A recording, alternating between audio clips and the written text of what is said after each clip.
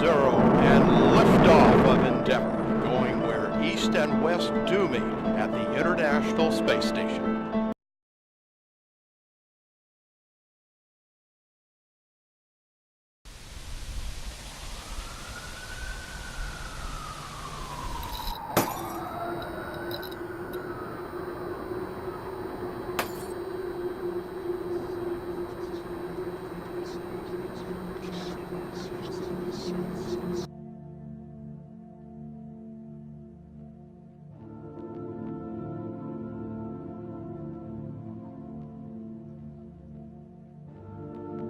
If you breathing right now, it's a blessing from God. If you hear me right now, it's a blessing from God. A lot of people always asking themselves, what can I do to be happy? That's a big question for a lot of people. Now, you have a system of 5 steps. Yeah.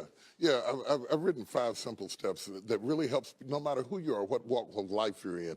Number 1, you have to own your own happiness. Take it away from other people demanding that they make you happy. Your kids are not going to make you happy. Your spouse is not going to make you happy. A big house is not going to make you happy. Own your own happiness and be responsible for doing those things that bring joy into your own heart, independently of life and people and money and all of that stuff. Right. It doesn't necessarily give you a happiness. You have to take responsibility of that peace and that joy that lives inside of your heart and not inside of your stuff. Wow. All right? Yeah. And the second thing that I think people need to do is challenge their own story, because people torment themselves by how they see their life. They've told themselves a story as if it were the truth, when it is really a perspective truth. And sometimes you've narrated a story that you beat yourself to death with. Challenge your own story. Change the way you talk to yourself about who you are and what happened to you and what you're going to do in your life. You wrote the script. Change the story. Change the dialogue. You can look at the right, you know? Yeah.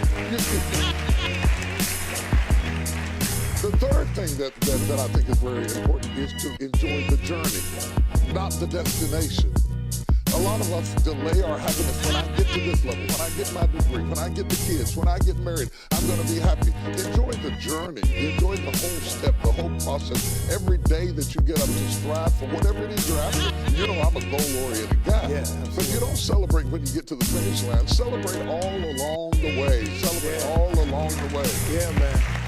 You know, that's so true, because I hear people talking about a million, man. When I make $1 million, I'm gonna do this right here. Well, look, if you've been making $25,000 a year, and all of a sudden you're making $100,000 a year, I got news for you, man. You need to go eat a piece of cake and put a candle in it or something, because that's a big jump. And like you say, enjoying the journey is just realizing that there's joy in the process. That, and then I put me on my calendar. Put me on my calendar, because I want my attention too.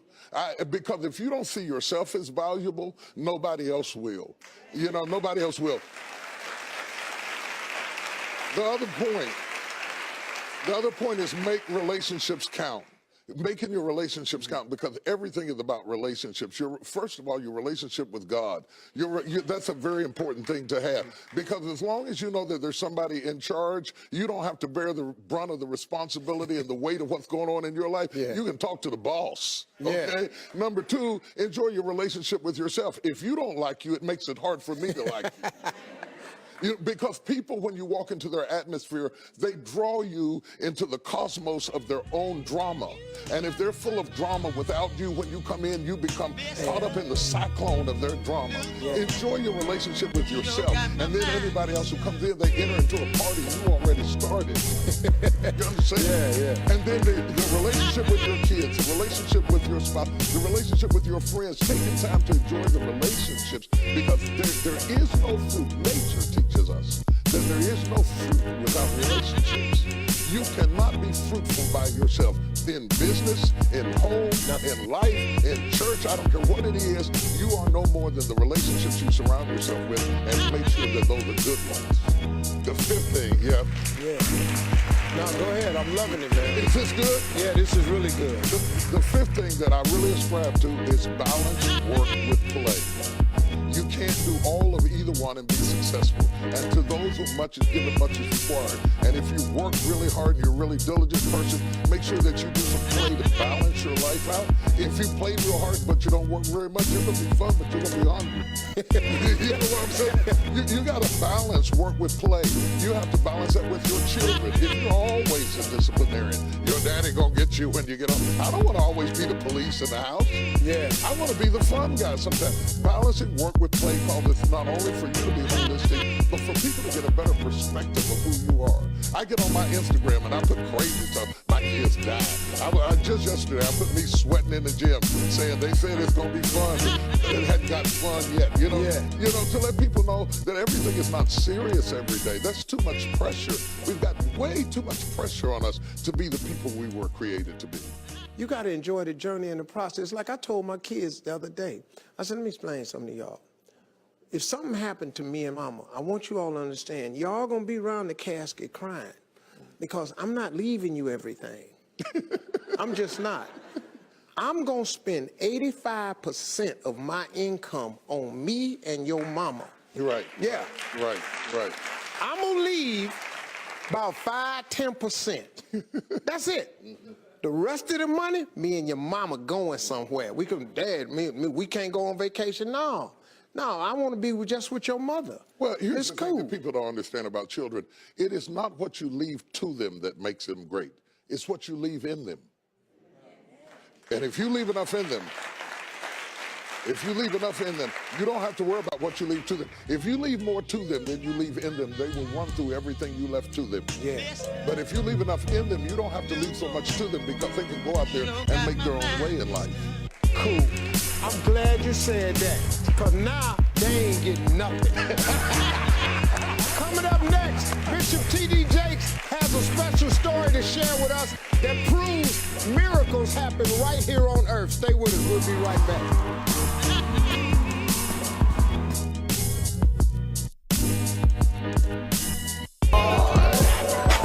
If you cheat right now, it's a blessing from God. Till you see this, you will never revolve. Put love in your heart and you're better to odds. And make sure you pick. So how do we get that? Well, here's the thing. We got to recognize that wealth is intergenerationally created. Most people who get rich don't get rich in a lifetime. Oprah, that's once in a while. Bill Gates, that's once in a while. Most people are intergenerational wealth. That means what? That if black people want to catch up, we have to start saving wealth and passing it to the next generation. Our biggest problem ain't that we're splurging. Is that every time we splurge, we're stealing from our descendants. You're giving them no inheritance to get started with.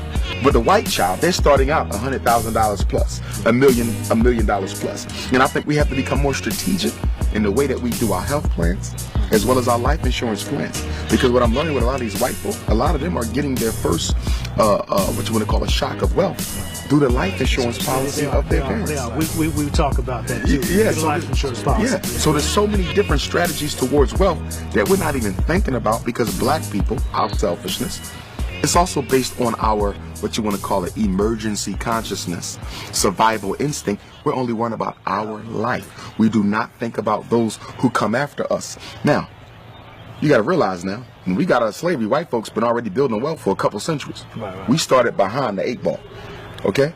So you got to play catch up. How do you catch up with somebody who's 100 yards in front of you? You have to run faster than they are. That means we have to sacrifice our spending habits more than everyone else in order to catch up. How does a people who are at the bottom waste money more than people who are at the top? So not only are you not catching up, you're not even thinking about it, trying to catch up. This is good, and we got 1,000 questions, and we know you got a flight. We appreciate the time. Thank you. No problem. One fat, meat, juicy point. What would it be before you go? I would say that we have to build our own schools. Everything we're talking about, the only way it becomes normalized, the only way it becomes a part of the collective black consciousness is if the children are raised with it as a group. Remember, all progress is group work. It's teamwork. That means we need all the children in Jackson to be taught the principles of financial empowerment. All the children of Jackson to be taught how to eat healthy. All the children of Jackson to understand what black family means and why it's so important. Until then, it's just a specialty. As we spoke earlier, diet being a specialty, wealth is a specialty. Think about it. If you're black and you're in the know about money and the laws of finance, you are a specialty. You are an eccentricity. You are an oddity. That's a problem. Because for white people, gaining wealth is a regular part of their everyday conversation. Right. Even poor white people are regularly talking about wealth. Black people don't discuss wealth at all. We have to move it from the marginalized status it has and make it a mainstream topic of conversation. Is there an answer? I know you can't just drop a 2-second answer. No. Here's what I would say with the unity. Again, unity has to be incorporated into the collective consciousness, which means children have to be socialized to unite with one another. Remember, our kids are socialized to disunite. As a principle, right? I've had first graders, 6 and 7, talking about how black your skin is, how cheap your clothes is, how nappy your hair. You're 6. This your first year in school. How do you know all this? The parents. We are teaching our kids to be Negroes. So the only way you're going to undo that is to teach them to be Africans, which is why I want my school to be residential. Because I know sending them back to the same house that created the illness after school is going to undo everything I do from 8 to 3. You got the kids for 16 hours. I got them for 8. I can't win because the brain is the creature of repetition. Whoever gets to this the most will rule it. What did Adolf Hitler say? Come up with a lie. Keep on telling the lie. Be consistent with it. It ain't got to be the truth. But the brain cannot resist the temptation to believe something that is regularly presented before it. Repetition wins. We give our kids the white folks for the first 18 years of their life, then we want to remake them into Africans for the rest of their life. That's ridiculous. The formidable years of conditioning is birth to 12. The formidable years of conditioning is birth to 12. We give that to white people. And then when they turn 21, they already have habituated. They already have a personality. They already got hard habits. And now we want to re-Africanize them. Who does that? What people have ever gotten free, giving the best years of their children to their oppressor and manipulator? And the book says, a servant of servants you shall be. The European satanic liar said that scripture means that all people of color should serve white. Right. And said Jesus, and they'll take this picture, meant it to be. That's terrorism. So what happened?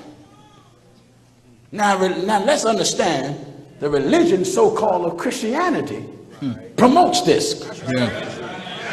Did you hear? Oh, yeah. I think Christianity promotes this. Holiness destroys it.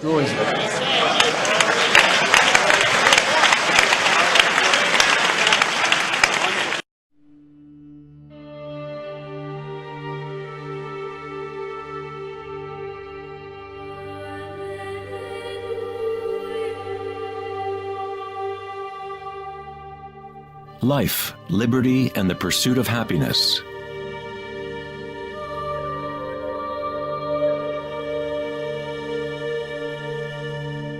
We live our lives pursuing happiness out there, as if it is a commodity.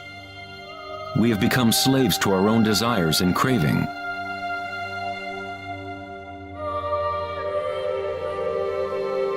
Happiness is not something that can be pursued or purchased like a cheap suit. This is Maya, illusion, the endless play of form. In the Buddhist tradition, samsara, or the endless cycle of suffering, is perpetuated by the craving of pleasure and aversion to pain. Freud referred to this as the pleasure principle. Everything we do is an attempt to create pleasure, to gain something that we want, or to push away something undesirable that we don't want. Even a simple organism like the paramecium does this. It is called response to stimulus. Unlike a paramecium, humans have more choice. We are free to think, and that is the heart of the problem. It is the thinking about what we want that has gotten out of control.